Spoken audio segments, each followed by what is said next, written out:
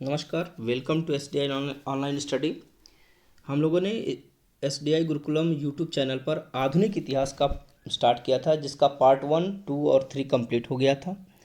जो यूरोपीय कंपनियों के आगमन से संबंधित था। इसी पर आधारित 45 क्वेश्चन आपको प्रोवाइड कराए गए थे। उस 45 प्रश्नों का उत्तर मैं आपको दे रहा हूँ। उसमें व्याख्या भी, कहीं कहीं आपको कुछ न्यू फैक्ट भी बताता चलूँगा। अब क्वेश्चन नंबर 1 पर देखते हैं, वास्को डी गामा कालीकट पर किस वर्ष आया था? तो ऑप्शन ए है 1350, 1498, 1530 या 1612। तो हमने देखा था कि वास्को डी गामा अफ्रीका के उत्तर महासागरीय को पार करके हिंद महासागर से होते हुए केरल के कालीकट तट पर आया था और वह ईयर थी 1498। तो बी विकल्प जो है आपका सही हो जाएगा। क्वेश्चन नंबर 2 पे हम लोग आगे बढ़ते हैं। फ्रांसीसियों का प्रभुत्व भारत में किस युद्ध के उपरांत समाप्त हो गया? ऑप्शन है श्रीरंगपट्टम, वांडीवास, प्लासी और बक्सर। हम देखते हैं कि फ्रांसीसी जब भारत आते हैं तो इनका फ्रांसीसियों और अंग्रेजों के बीच युद्ध होता है, जिसमें कर्नाटक युद्ध के नाम से हम लोग जानते हैं उसको। तो कर्नाटक का युद्ध प्रथम, द्वितीय और तृतीय हुआ था, जो विकल्प में मौजूद नहीं है। लेकिन मैंने आपको बताया था कि कर्नाटक के तृतीय जो युद्ध हुआ था वह वांडीवास में हुआ था, और वांडीवास में ही अंग्रेजों का प्रभुत्व स्थापित हुआ और फ्रांसीसियों का प्रभुत्व वहां पर समाप्त हो गया। तो राइट आंसर आपका हो जाएगा बी। क्वेश्चन नंबर 3 पे चलते हैं कि भारत में पुर्तगाली शक्ति का वास्तविक संस्थापक कौन था? भारत में, थोड़ा सा आपको नीचे ले आता हूं। भारत में पुर्तगाली शक्ति का वास्तविक संस्थापक कौन था? वास्को डी गामा, अबुकर्क, बार्थोलोम्यू और जॉर्ज अक्सडन। हम देखते हैं कि भारत में सबसे पहले पुर्तगाली आए थे, और पुर्तगालियों में का दूसरा जो गवर्नर था वह था अबू कर्क, जो ब्लू वाटर पॉलिसी भी ले आया था, और उसने जो है भारत में अपना प्रभुत्व स्थापित करना शुरू किया था, बस्ती बसाई थी केरल में। इसलिए वास्तविक संस्थापक जो है अबू कर्क को ही माना जाता है। तो राइट आंसर हो जाएगा बी। अब क्वेश्चन नंबर 4 पर चलते हैं कि जेम्स प्रथम जो थे यह ब्रिटेन के शासक थे। इनका एक राजदूत आया था जो जहांगीर के दरबार में आया था।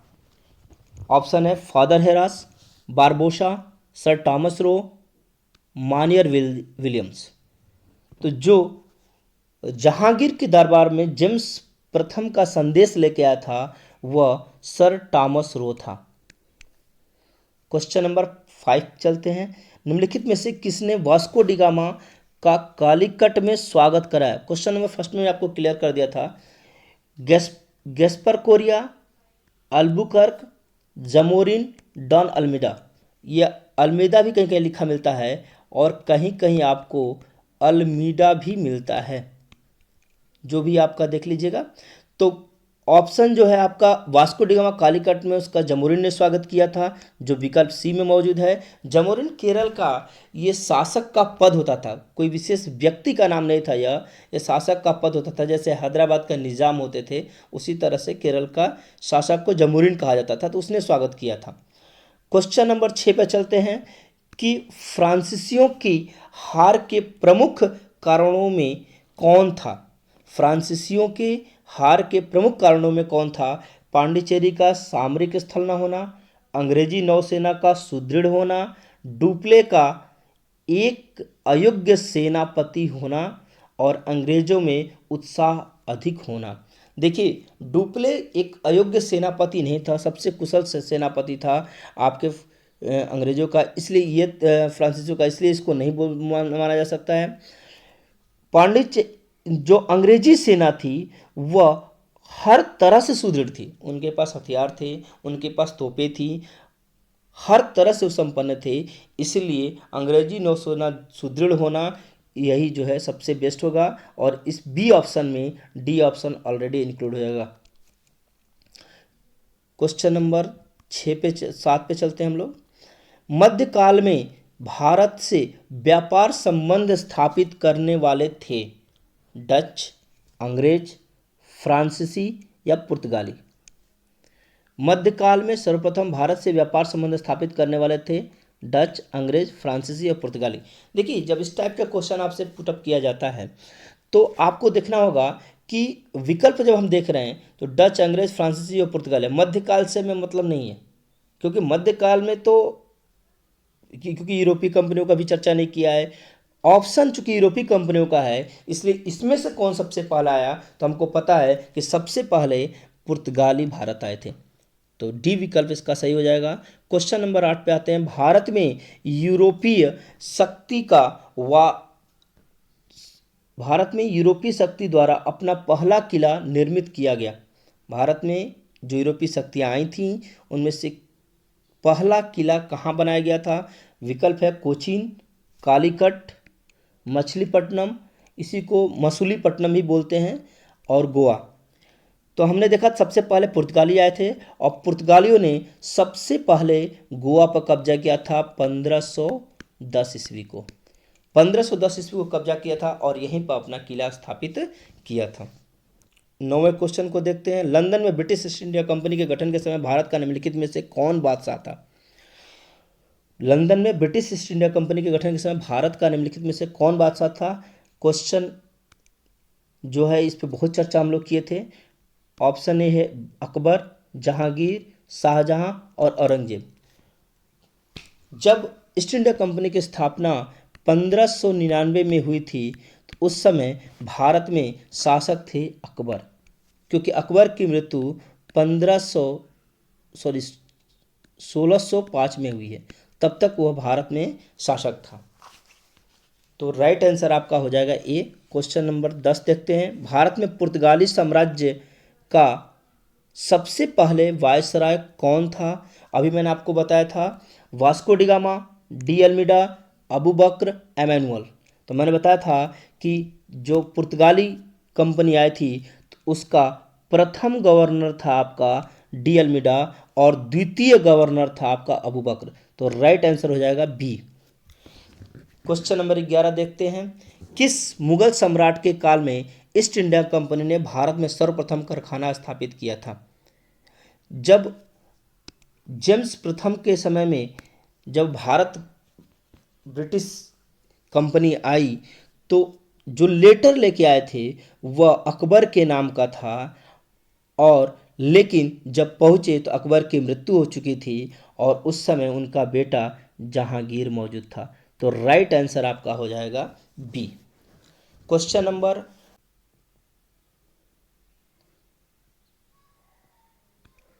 नंबर 12 देखते हैं। निम्नलिखित में व्यापारियों के आगमन को क्रमबद्ध कीजिए। जो यूरोपीय कंपनियां भारत आई थी उनके क्रम को हमें बताना है।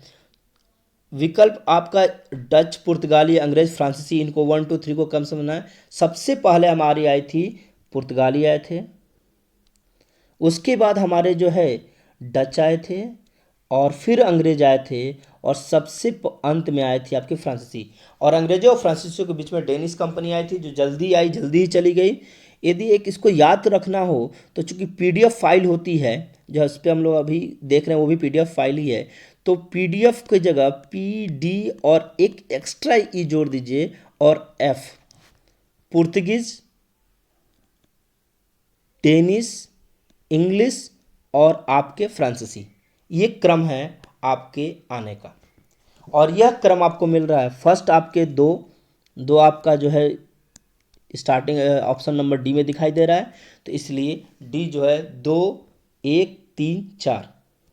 ठीक है, अब आगे की ओर बढ़ते हैं।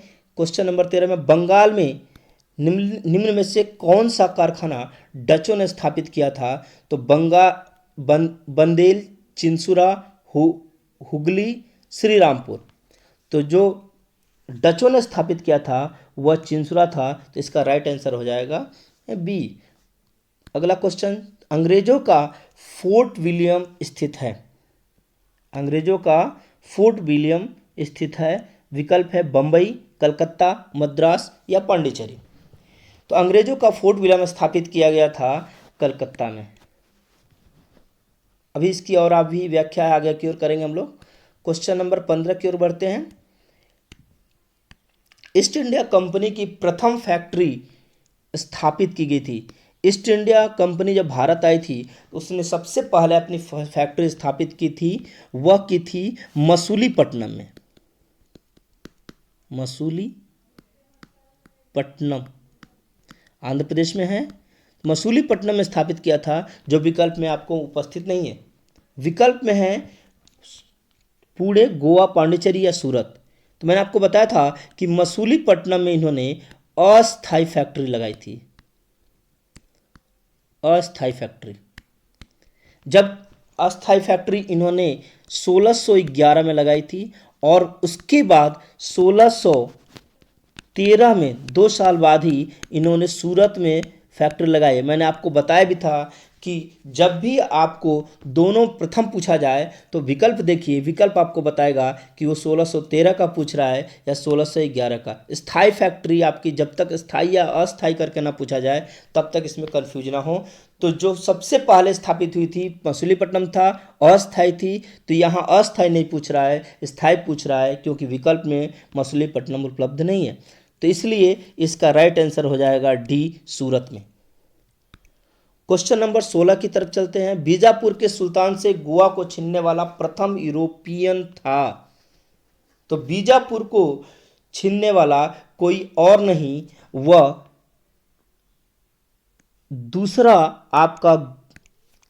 दूसरा गवर्नर जनरल था उसका, पुर्तगालियों का, अल्बुकर्क। और इसी ने जो है आपका गोवा को छीना था और वहाँ पर अपनी पहली जो है कोठी बनाई थी। क्वेश्चन नंबर 17 पे चलते हैं। किसने इंग्लैंड के चार्ल्स द्वितीय को ब्रेंगोजा की कैथरीन से विवाह में बम्बई दहेज में दिया था? इंग्लैंड के चार्ल्स द्वितीय का विवाह यह पुर्तगाली जो है राजकुमारी थी।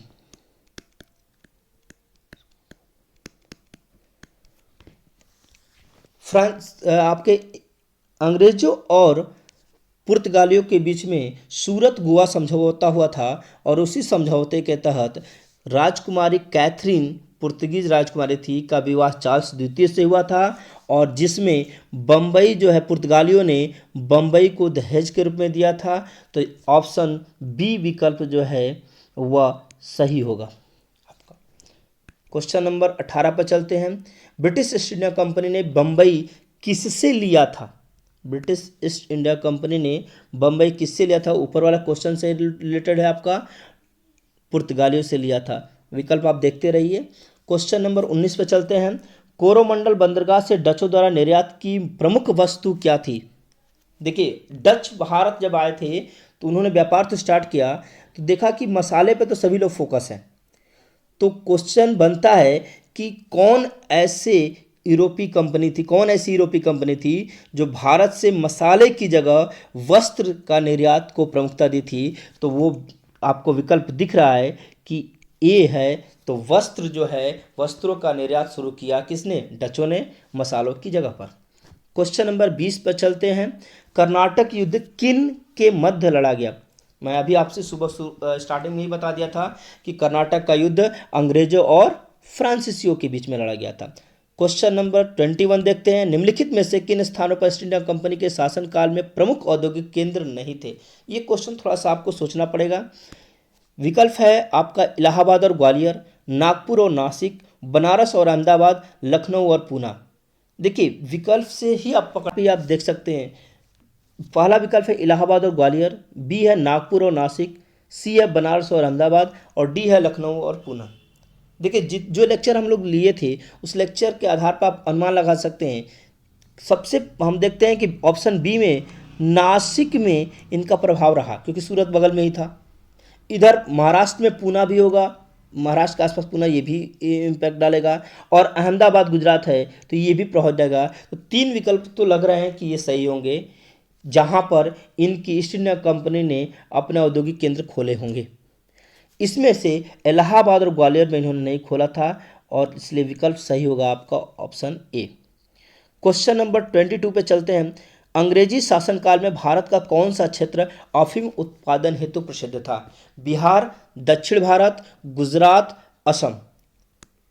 तो हम देखते हैं कि अफीम उत्पादन हेतु प्रसिद्ध था बिहार, दक्षिण भारत, गुजरात या असम। तो हम देखते हैं कि आज भी बिहार ही अफीम का सबसे बड़ा उत्पादक है भारत में, और उस समय भी था, इसलिए विकल्प ए सही होगा। यदि यूपी की बात किया जाए तो यूपी में मैंने आपको बताया था कि गाजीपुर में जो है वो सर्वाधिक अफीम का उत्पादन किया जाता है। क्वेश्चन नंबर आगे बढ़ते हैं, क्वेश्चन नंबर 23 पे देखते हैं। प्रारंभ में यूरोपीय व्यापारियों की रुचि किसमें थी? मसाले, सिल्क, नील या अफीम? देखिए, मैंने आपको स्टार्टिंग में बताया था कि यूरोपीय कंपनियां जब भारत आई थी तो इनका एकमात्र टारगेट था मसाले का मसाले यहाँ से ले जाना, क्योंकि यूरोप में ठंडे प्रदेश में आता था और वहाँ मसाले की आवश्यकता होती थी, गरम मसाले आवश्यकता पड़ती थी मांस को पकाने या मांस को प्रिजर्व करने के लिए, इसलिए वो पूर्वी देशों की तरफ भागते थे मसाले के लिए। तो सभी यूरोपीय कंपनियों का पहला टारगेट यही था, किसी तरह मसाले ले जाया जाए। उसके बाद धीरे धीरे इन्होंने भारत से नील अदर चीज़ें ले जाना शुरू किया। तो इसका राइट आंसर ए हो जाएगा। क्वेश्चन नंबर 24 पे चलते हैं। सर्वप्रथम सूरत में किसने अपनी फैक्ट्री स्थापित की? सूरत में सबसे पहले फैक्ट्री स्थापित करने वाले अंग्रेज थे, तो सी ऑप्शन आपका राइट हो जाएगा। Question number 20, English east India company का लोकप्रिय नाम था, इसका लोकप्रिय नाम था जॉन कंपनी। नेक्स्ट क्वेश्चन चलते हैं 26, अंग्रेजी ईस्ट इंडिया कंपनी की स्थापना का अधिकार पत्र प्रदान किया गया था? किसने अपना अधिकार प्रदान इस अंग्रेजी ईस्ट इंडिया कंपनी की स्थापना का अधिकार पत्र किसने दिया था? तो उसको दिया था एलिजाबेथ प्रथम ने। नेक्स्ट है 27, 1690 में कलकत्ता की स्थापना किसने की थी? तो 1690 में कलकत्ता की स्थापना जॉब चार्नक ने किया था। क्वेश्चन नंबर 28, कौन सा केंद्र शासित प्रदेश है जो 3 राज्यों में स्थित है? यह क्वेश्चन थोड़ा सा आपके लिए इंटरेस्टिंग है और आपको याद भी रखना चाहिए, क्योंकि कई बार पूछा गया है कि कौन सा केंद्र शासित प्रदेश है जो 3 राज्यों में स्थित है। तो इसमें दमन एंड दीव, अंडमान निकोबार द्वीप समूह, पुदुचेरी, लक्षद्वीप में से पुदुचेरी ऐसा केंद्र शासित प्रदेश है जो 3 राज्यों तक फैला है। यदि भारत का हम लोग मैप देखते हैं ऐसे थोड़ा सा, यस,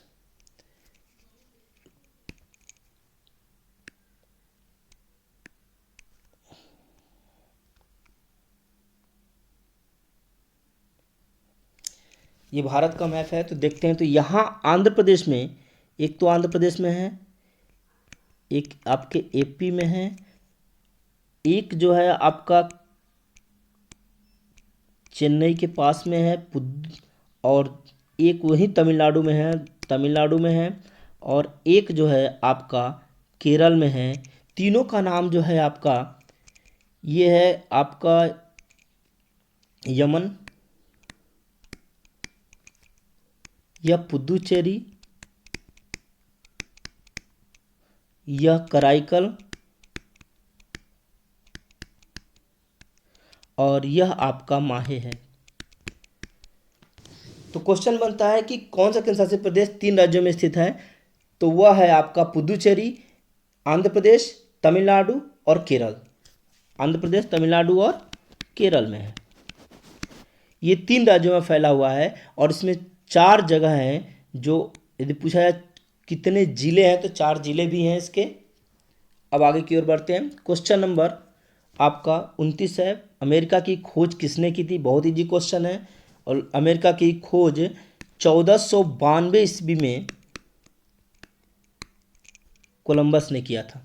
वो भारत की खोज पे निकला था, लेकिन उसने अमेरिका की खोज कर दी। क्वेश्चन नंबर 30, हैदराबाद शहर की स्थापना किसने की थी? हैदराबाद शहर की स्थापना, विकल्प है निज़ाम उल मुल्क, सलाबत जंग, मीर उस्मान अली खां, नासिर उद्दौला। तो हैदराबाद शहर की स्थापना किया था निज़ाम उल मुल्क ने। और मीर उस्मान अली खां जो था, यह अंतिम निजाम था। यह भी भविष्य में बन सकता है, क्योंकि जब हमने 1948 को हैदराबाद को ऑपरेशन पोलो के द्वारा वीडियो में आपको अपोलो लिख गया था, पोलो है एक्चुअल में। ऑपरेशन पोलो के द्वारा जब उसको भारत में मिलाया गया था सेना भेज करके, तो उस समय निजाम था मीर उस्मान अली खां। तो अंतिम यह था, लेकिन हैदराबाद की स्थापना निज़ाम उल मुल्क ने किया था। तो इसका राइट आंसर हो जाएगा ए। अब क्वेश्चन नंबर 31 से 45 तक ये विशेष रूप से पीसीएस से संबंधित जो भी एग्ज़ाम होते हैं उन बच्चों के लिए है। स्पेशल थोड़ा सा इसका लेवल ऊपर रखा गया है। क्वेश्चन नंबर 31 देखते हैं। किन यूरोपीय, हाँ, खंड शिक्षा अधिकारी वाले भी इसको देख सकते हैं, उनके लिए भी हेल्पफुल रहेगा। क्वेश्चन नंबर 31 देखते हैं। किन यूरोपियों ने भारत में प्रथम सामुद्रिक व्यापारिक केंद्र स्थापित किया था? बिल्कुल इजी है, तो पुर्तगालियों ने स्थापित किया था, हम लोग देख चुके हैं इसको। क्वेश्चन नंबर 32, सूची 1 सूची 2 को सम्मिलित करिए। सूची को जब हम देखते हैं तो वास्को डिगामा, सब सारे समुद्री यात्री हैं। Vasco da Gama, Christopher Columbus, captain Cook, Tasman, मिलाना शुरू करिए। वास्को डिगामा को हम लोग मिलाते हैं, कहाँ से था वो? पुर्तगाल से था, तो वास्को डिगामा पुर्तगाल से हो जाएगा। कोलंबस जो था वो स्पेन वासी था, और कैप्टन कुक जो थे वो ग्रेट ब्रिटेन से थे, और तस्मान हॉलैंड से थे। कैप्टन कुक जो है, इन्हें ऑस्ट्रेलिया की खोज भी की थी। कैप्टन कुक ने ऑस्ट्रेलिया की भी खोज की थी, ऑस्ट्रेलिया की खोज की थी। और कुक जल संधि न्यूजीलैंड में है, न्यूजीलैंड को 2 भागों में बांटता है। कुक जल संधि, कुक इन्हीं के नाम पर कुक जल संधि रखा गया है, जो न्यूजीलैंड पे स्थित है। ज्योग्राफी में हम लोग उसको देखेंगे। तो इसके आधार पर हमें देख रहे हैं कि जो बी ऑप्शन है वही सही है, 2 1 4 3। क्वेश्चन नंबर 33, भारत में यूरोपीय शक्तियों के प्रवेश के संदर्भ में निम्न में से कौन सा कथन सही नहीं है? यूरोपीय शक्तियों के प्रवेश के संदर्भ में निम्नलिखित में से कौन सा नहीं? पुर्तगालियों ने 1499 में गोवा पर कब्जा किया था। पहला ऑप्शन ही पहला विकल्प ही गलत है, क्योंकि पुर्तगालियों ने गोवा पर कब्जा 1510 ईस्वी में किया था, न कि 1499। बाकी भी पढ़ लीजिए आप। अंग्रेजों ने अपना पहला कारखाना दक्षिण मछलीपट्टनम में लगाया था। पूर्व भारत में अंग्रेजी कंपनी ने 1633 में उड़ीसा में पहला कारखाना लगाया। डुप्ले के नेतृत्व में फ्रांसीसियों ने 1746 में मद्रास पर कब्जा किया था। सभी से जब पहला ही विकल्प गलत मिल गया तो आगे को देखने की जरूरत नहीं है। क्वेश्चन नंबर 34 पे चलते हैं। ईस्ट इंडिया कंपनी किस चीज का भारत से निर्यात करती थी? ये थोड़ा सा आपको देखना पड़ेगा। सूती वस्त्र, नील तो हम ले जाते थे, नील ब्रिटिश ले जाते थे। सूती कपड़ा भी ले जाते थे, कच्चा रेशम भी ला जाते थे, लेकिन कॉफ़ी नहीं ले जाते थे, क्योंकि कॉफ़ी इनको आसानी से ब्राज़ील आदि जगहों से मिल जाती थी। तो इसमें 1 2 3 और विकल्प है ए, तो राइट आंसर आपका ए हो जाएगा। क्वेश्चन नंबर 35 देखते हैं। भारत में ईस्ट इंडिया कंपनी की सफलता का राज क्या था? ये भारत में ईस्ट इंडिया कंपनी की सफलता का राज था, ऑप्शन ए है, भारत में राष्ट्रीय भावना की कमी। जरूर थी भाई, क्योंकि एकत्व हम में नहीं था, राजाओं में एकत्व नहीं था, इसीलिए जो है अंग्रेज फूट डालो और राज करो की नीति के द्वारा पूरे भारत पे कब्जा कर लिए। बी है, कंपनी की सेना को पश्चिम प्रशिक्षण मिला था तथा उनके पास आधुनिक हथियार थे। हमने फ्रांसीसियों के युद्ध के समय देखा कि उनके पास आधुनिक हथियार थे। क्वेश्चन नंबर ऑप्शन विकल्प सी देखते हैं। भारतीय सैनिकों में राष्ट्रीय भावना का अभाव था, जिसके फलस्वरूप कोई जो उन्हें अच्छा वेतन दे अपनी सेवा में लगा सकता था। ये हमने देखा है कि भारतीय जो है उस समय जो है किसी भी कंपनी में कार्य करने के लिए तैयार थे। तो तीनों विकल्प सही हैं, क्योंकि विकल्प डी दे रखा है उपरोक्त तीनों, और तीनों भी कहीं ना कहीं से सही हैं, इसलिए ऑप्शन डी सही होगा। क्वेश्चन नंबर 36 पे चलते हैं। 18वीं सदी के अंत तक भारत के किस भाग में यूरोपीय ईसाई मिशनरी अधिक सक्रिय थी? 18वीं सदी के अंत तक भारत के किस भाग में यूरोपीय ईसाई मिशनरी अधिक सक्रिय थी? तो इसका जो राइट आंसर होगा वह हो जाएगा आपका बंगाल और असम। सबसे ज़्यादा प्रभावित क्षेत्र ही इनका अंग्रेजों का यही था। तो राइट आंसर आपका ए मार्क। क्वेश्चन नंबर 37, निम्नलिखित में से प्रथम कर्नाटक युद्ध का कौन सा तत्कालिक कारण था? अंग्रेजों और फ्रांसीसियों के मध्य प्रतिद्वंद्विता, ऑस्ट्रिया की राजगद्दी की जंग, कर्नाटक की राजगद्दी का मसला, अंग्रेजों द्वारा फ्रांसीसी जहाज़ों का अधिग्रहण। कर्नाटक के प्रथम युद्ध शुरू होने से पहले अंग्रेजों ने क्या किया था कि उनके फ्रांसीसियों के जहाज़ों को पर कब्जा कर लिया था। तो फ्रांसीसियों ने कर्नाटक के नवाब से रिक्वेस्ट की थी कि लेकिन अंग्रेजों ने उसकी एक न सुनी और परिणाम वही निकला, कर्नाटक का प्रथम युद्ध। तो जो राइट आंसर होगा वो आपका डी हो जाएगा। क्वेश्चन नंबर 38 देखते हैं, विलियम्स हॉकिंस के विषय में निम्नलिखित में से कौन सा असत्य है? विलियम हॉकिंस के विषय में निम्नलिखित में से कौन सा असत्य है? आपको असत्य ढूंढना है, क्या सही नहीं है। वह तुर्की भाषा नहीं बोल सकता था। यह पहला विकल्प ही गलत है, क्योंकि वह विलियम हॉकिंस तुर्की बोलता था और उसने जहांगीर के दरबार में तुर्की में ही बात किया था। इसलिए विकल्प ए हो गया, गलत हो गया। आंसर तो हमारा निकल गया। आप अगर अदर ऑप्शन को भी देख लेते हैं। बी है, आगरा के जहांगीर के दरबार में वो राजा जेम्स प्रथम का द्वारा सम्राट अकबर को लिखे पत्र के साथ पहुंचा था। सही बात है। अगला है, ये दो विकल्प जो आपको दिए गए हैं ये इसके विकल्प नहीं हैं, चूंकि इस क्वेश्चन को हटा दिया जाना चाहिए, लेकिन चूंकि विकल्प ए में ही त्रुटि है, यही गलत है और यही हमारा राइट आंसर बन जा रहा है, तो इसकी ज़रूरत नहीं है। लेकिन सी ऑप्शन जो है वो आप सुन लीजिए कि पहला था, उसके पोत का नाम हेक्टर था। तो यह चूंकि हमें याद भी रखना चाहिए कि विलियम हॉकिंस के पोत जहाज का नाम क्या था, तो उसके जहाज का नाम हेक्टर था। और ऑप्शन डी है, निकट पूर्व का उससे बहुत अनुभव था। वह तत्कालिक निर्णय लेने में और हर आने वाली समस्याओं को भांपने में बहुत एक्टिव था। तो चौथा भी सही है, तीसरा भी सही है, ये सही नहीं है, वह तुर्की भाषा बोलता था। क्वेश्चन नंबर 39 पे चलते हैं। निम्नलिखित में से कौन सा प्रथम यूरोपीय व्यक्ति था जिसने भू क्षेत्र अर्जित करने के उद्देश्य से भारतीय राजाओं के झगड़ों में भाग लेने की नीति प्रारंभ की थी? और उसको प्रारंभ करने वाला विकल्प देख लीजिए पहले, क्लाइव, डुप्ले, अबुकक, वॉरेन हस्टिंग।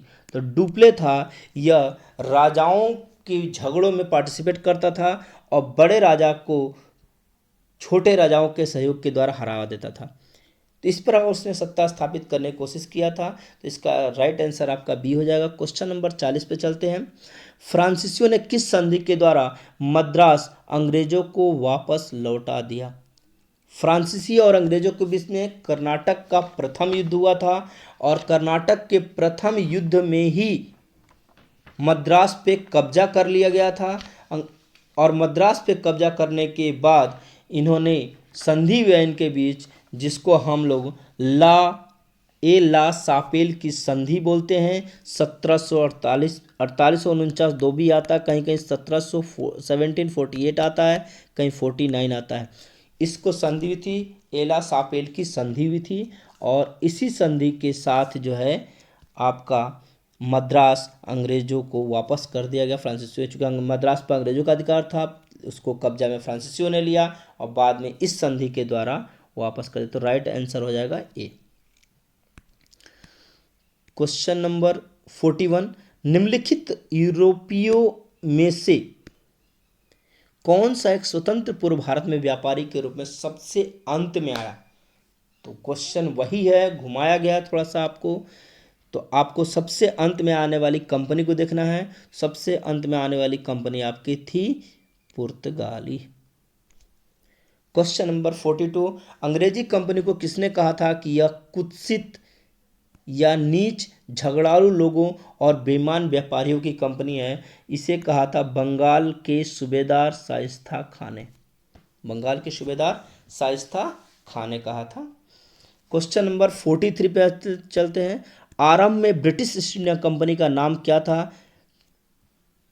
विकल्प है A British India company, to trade with India, B है a company of merchant of London, C है a company of private merchant of London, और डी है the governor and company of merchant of London trading into the East Indies, और D विकल्प ही सही है। लंबी सी कंपनी थी जिसको बाद में हम लोगों ने शॉर्ट में करके ईस्ट इंडिया कंपनी नाम रख दिया गया था, बाद में उसको रखा गया था ईस्ट इंडिया कंपनी।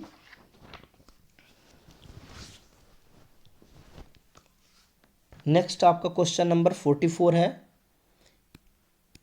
कथन और कारण पर आधारित है, जो पीसीएस में हमेशा पूछा जाता है, कई सारे प्रश्न पूछे जाते हैं कथन कारण संबंधित।